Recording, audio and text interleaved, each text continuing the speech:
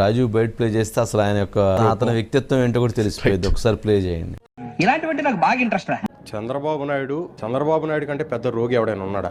బాగా బరి తెగించావు. నీకెక్కలేదు, బరి తెగించిందానికి నేనేం చేస్తానో తెలుసా? శారీరక రోగి, మానసిక రోగి కూడా చంద్రబాబు నాయుడు. అల్జిమీర్స్ వ్యాధి ఉంది.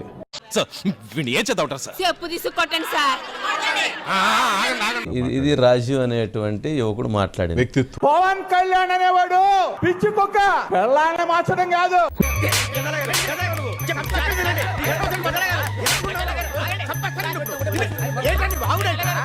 రోగి, శారీరకం, ఆయన వయసు ఎంత, నీ వయసు ఎంత? మా నాన్నగారి నుంచి అలవాడిన అలవాట్లు కన్ను అదురుతాయి, రాళ్లతో తెంగితే కన్ను అదురుతాయి.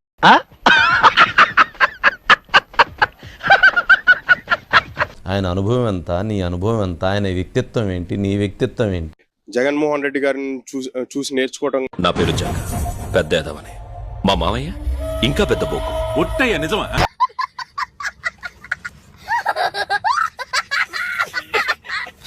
జగన్మోహన్ రెడ్డి గారిని చూసి నేర్చుకోవడం.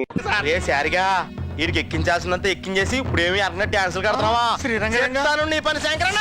నువ్వు ఎప్పుడైతే అలాంటి భాష మాట్లాడావో, శారీరకమైన మానసికమైన అన్నావో, ఆ శారీరకమైనటువంటి రోగి నువ్వు అని నీ భార్య ఈ రోజున అది రామ్, నువ్వు భార్యని చంపబోయినటువంటి వ్యక్తివి అని, శృంగారానికి పనికి రావు అని, ఒక పూజకు పనికిరాని పువ్వు. ఇంతకు నువ్వు ఆడా మగ కూడా అలాగే అనుకున్నావా లేదా? అవును సార్. అలాంటప్పుడు నేను అనుకోవడంలో తప్పులేదు కదా? లేదు సార్. ఎందుకు? ఊరికే చిన్న క్లారిటీ కోసం. నువ్వా శారీరక రోగివి, నువ్వా మానసిక రోగివి, లేక చంద్రబాబు నాయుడు గారా?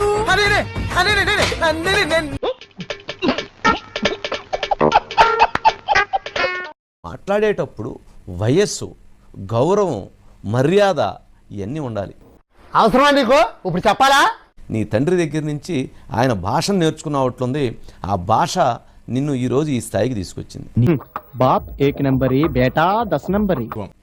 మంచుంటే ఈరోజు కూడా మరలా మీ కుటుంబం మొత్తం 11 మందిని అరెస్ట్ చేయడం చంద్రబాబు నాయుడు గారికి నిమిషాల్లో పని.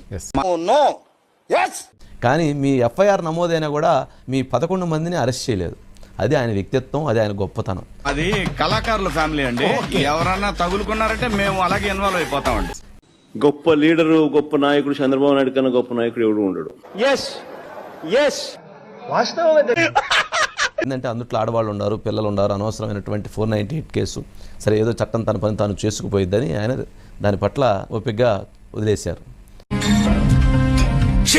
అతను ఏదైతే అన్నాడో, అతను ఇప్పుడు అతనికి ఆ రోగం ఉంది అని కంప్లైంట్ చేస్తే ఎఫ్ఐఆర్ నమోదైంది. ఎప్పుడు ఎవరు ఈ కర్మ ఎప్పుడు చేసుకుని తప్ప అప్పుడే అనుభవించాలి. చేసిన కర్మ వారణ భగింపక ఏరికైనా తప్పదన్నా. కానీ అరెస్ట్ జరగలేదు, 11 మందిని అరెస్ట్ చేయలేదు. వాళ్ళు ఇప్పుడు కూడా ఒక ప్రముఖ వ్యక్తి దగ్గర కూర్చొని ఈ అంశానికి సంబంధించి చర్చలు జరుపుకుంటున్నారు.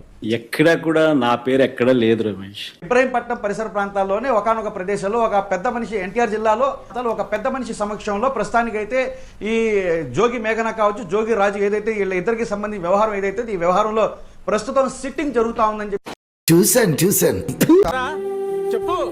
అంత నీ వల్లే కదా ఆడించేది నువ్వే. మనకైతే సమాచారం ఉంది సార్. ప్రస్తుతానికైతే సిట్టింగ్ జరుగుతా ఉంది. ఆ సిట్టింగ్ ఏదైతే ఉందో గతంలో సకల శాఖ మంత్రి ఆధ్వర్యంలో కూర్చొని ఏదైతే మాట్లాడుకున్నారో వాళ్ళు, ఇది జోగి రమేష్ కి సంబంధించిన వాళ్ళైతే మేము దానికి కట్టుబడి ఉంటామని చెప్పేసి కూడా ఓపెన్ చేయి. అయితే నువ్వు దెంగే